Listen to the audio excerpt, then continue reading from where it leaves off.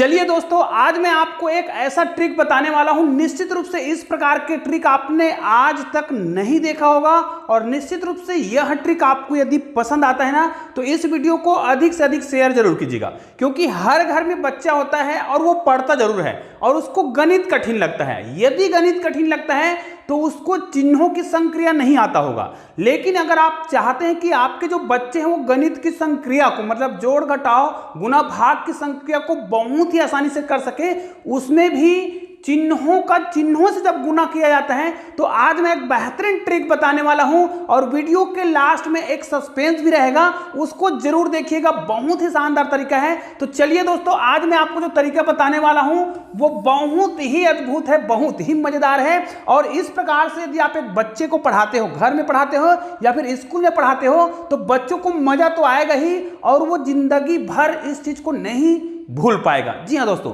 तो चलिए आज के वीडियो को प्रारंभ करते हैं। तो यहां पर हम जो आज कॉन्सेप्ट लेने वाले हैं वो मित्र और शत्रु है। उदाहरण के लिए यदि हम मित्र लिखें, यहां पर मैं लिख रहा हूं मित्र और शत्रु, हम दो ही चीज का प्रयोग करने वाले हैं, मित्र और शत्रु का।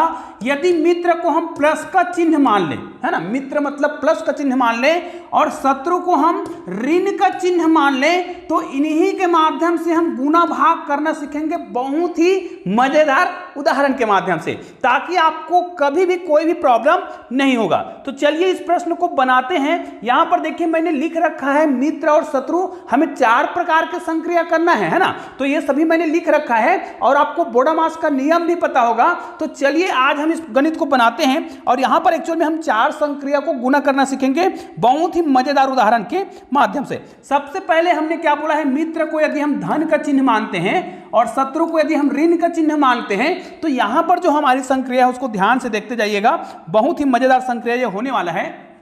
जैसे मित्र का मित्र, ठीक है। अब मित्र का जो मित्र है निश्चित रूप से वो मित्र ही होता है। आप इसको अपने कक्षा में उदाहरण के माध्यम से समझ सकते हैं। 3 बच्चे हैं, तो अगर ए जो है बी का मित्र है और ए जो है सी का मित्र है, तो निश्चित रूप से सी और बी भी मित्र होगा। चलो एक बड़े मजेदार उदाहरण के माध्यम से समझते हैं। जैसे आप समझते हैं, आप सभी जानते हैं कि राम का मित्र, राम किसको मित्र बनाया, सुग्रीव को, ठीक है। राम ने सुग्रीव को मित्र बनाया, तो राम का मित्र सुग्रीव है, तो सुग्रीव के दल में जितने भी थे वो सभी क्या हो गए, एक प्रकार का राम का सहयोगी हो गया, राम का मित्र हो गया। कहने का मतलब यह है कि हमारा जो मित्र है उनका मित्र भी हमारा मित्र ही होगा, वो हमारा शत्रु बिल्कुल भी नहीं होगा। तो यहां पर देखिए मित्र का मित्र, अब मित्र को हमने प्लस का चिन्ह माना है और का मतलब होता है गुना और मित्र का मित्र मतलब प्लस, तो मित्र का मित्र हमेशा मित्र ही होगा। एक उदाहरण के माध्यम से हमने इसको समझ लिया। निश्चित रूप से आपको समझ आ गया होगा कि धन चिन्ह को जब हम गुणा करेंगे तो उसका उत्तर धन ही आता है। जैसे यहां पर अगर मैं इसको मिटा दूं और यहां पर देखिए, इसको तो हम जानते हैं, अगर हम +5 को गुणा करते हैं +5 से, तो हमारा जो उत्तर आएगा वो प्लस ही आएगा, हालांकि संख्या कुछ भी आए। तो ये हमेशा याद रखना, मित्र का मित्र ही होगा, ठीक है। ये प्लस का प्लस हो गया। पहला कॉन्सेप्ट तो हो गया। दूसरा कॉन्सेप्ट पर चलते हैं। अगर प्लस और माइनस इस प्रकार यदि हम मानते हैं, अगले में चलते हैं मित्र का शत्रु। यहां पर मित्र का शत्रु, यहां पर मित्र का शत्रु क्या होगा, ध्यान दीजिएगा, मित्र का शत्रु ही होगा। अब ये भी हम एक उदाहरण के माध्यम से आपको बताने वाले हैं। देखिए जैसे मित्र का शत्रु बोल रहे हैं, तो भाई यहां पर हम लिख रहे हैं का, ठीक है, और का मतलब तो गुना होता है। यहां पर भी इसको मैं उदाहरण के माध्यम से आपको समझाने का प्रयास करता हूं। देखिए कक्षा में भी ऐसा होता है, तो कक्षा से भी आप उदाहरण ले सकते हैं, लेकिन हमने राम का उदाहरण लिया है, तो चलो राम का ही उदाहरण लेते हैं। राम और सुग्रीव, ये क्या है, राम और सुग्रीव जो है क्या है, अगर मित्र है, तो देखिए क्या लिखा है, मित्र का शत्रु हमारा शत्रु होगा। मतलब देखिए राम का मित्र कौन है, सुग्रीव, और सुग्रीव का जो शत्रु है वो क्या है, फिलहाल यहां पर क्या किसको माना गया है, बाली को। अब भाई बाली जो है सुग्रीव का शत्रु बन गया था, हालांकि वो भाई था लेकिन शत्रु बन गया है, तो भाई राम से बाली का तो कोई शत्रुता नहीं था, लेकिन राम चूंकि सुग्रीव का मित्र है और मित्र का शत्रु भी क्या होगा, शत्रु ही होगा। तो यहां पर आपको समझ आ गया होगा कि मित्र को हम प्लस लेते हैं और का मतलब गुना लेते हैं और शत्रु मतलब ऋण लेते हैं। तो यहां पर अगर हम ये कहें प्लस मतलब प्लस गुणित माइनस, प्लस माइनस का उत्तर कितना आएगा? शत्रु। देखिए हमने शत्रु को क्या लिया है? माइनस, तो यहां पर शत्रु आएगा मतलब क्या होगा? माइनस आएगा। निश्चित रूप से प्लस का अगर माइनस से गुना किया जाए तो उत्तर जो है माइनस ही होगा। ये भी समझ आ गया। तो इसको भी आप उदाहरण के माध्यम से समझ सकते हैं। अगर हम यहां पर +5 को गुना करते हैं -2 से, तो हमारा उत्तर कितना आना चाहिए? ऋण में आना चाहिए, क्योंकि मित्र का शत्रु शत्रु होता है। तो यहां पर देखिए 5 दूनी 10 और ये ऋण 10 आएगा। यहां पर भी हमें समझ आ गया। चलिए अगले कॉन्सेप्ट पर चलते हैं। यहां पर देखिए अब क्या कहा गया है, इसको यदि हम प्लस मानते हैं, इसको माइनस मानते हैं। अब चलते हैं शत्रु का मित्र। ये उल्टा हो रहा है, शत्रु का मित्र की बात करते हैं। अब यहां पर हम एक अलग उदाहरण के माध्यम से आपको समझा रहे हैं। जैसे दुर्योधन की बात करते हैं, दुर्योधन, ठीक है, यहां पर कर देते हैं दुर्योधन ये, और दुर्योधन का मित्र कौन है? कर्ण है। निश्चित रूप से दुर्योधन का जो शत्रु है, फिलहाल हालांकि ये लोग भाई थे लेकिन क्या हो गए थे? शत्रु हो गए थे। तो यहां पर देखिए दुर्योधन का शत्रु अर्जुन है, लेकिन हमको पता है दुर्योधन का मित्र कौन है? कर्ण है। तो कर्ण तो अर्जुन का भाई था, लेकिन इनके बीच कोई शत्रुता नहीं है। लेकिन यहां पर देखिए शत्रु का मित्र, अर्जुन के लिए अर्जुन का शत्रु कौन है? दुर्योधन है। तो दुर्योधन का जो मित्र होगा वो भी अर्जुन का शत्रु होगा। इसलिए क्योंकि दोनों का युद्ध भी हुआ, तो शत्रु का जो मित्र है वो भी क्या होगा?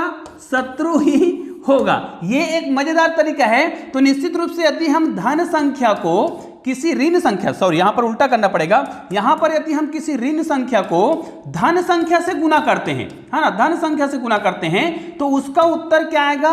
ऋणात्मक ही आएगा। इस कॉन्सेप्ट से आप समझ सकते हैं। जैसे यहां पर मैं इसको पूरा डिलीट कर देता हूं, और यहां पर अगर मैं देखिए पहले हमें क्या लेना है? शत्रु लेना है, मतलब ऋण 7 लेते हैं, और गुणित क्या करना है? मित्र लेना है, मतलब प्लस संख्या लेना है। तो 7 × 7, यहां पर भी उत्तर कितना आएगा? ऋण ही आएगा, जो कि इस कॉन्सेप्ट का पालन कर रहा है। अब शत्रु का शत्रु करते हैं। तो शत्रु का शत्रु क्या होता है? ध्यान दीजिए, शत्रु का शत्रु मित्र होता है। अब ये कैसे हो जाएगा? शत्रु का शत्रु मित्र होता है। तो भाई इसको भी आप महाभारत से भी ले सकते हैं, रामायण से समझा सकते हैं। आपके क्लास में कुछ बच्चे हैं, उनके माध्यम से आप इसको क्या कर सकते हैं? समझा सकते हैं। तो चलो शत्रु का शत्रु के लिए हम क्या करेंगे? यहां पर थोड़ा अलग से कॉन्सेप्ट लेते हैं। यहां पर तो प्लस हो गया और यहां पर माइनस हो गया। अब शत्रु का शत्रु क्या होगा? तो शत्रु का शत्रु जो है मित्र होगा। ठीक है, क्यों होगा? देखिए उदाहरण के लिए हम रावण की बात करते हैं।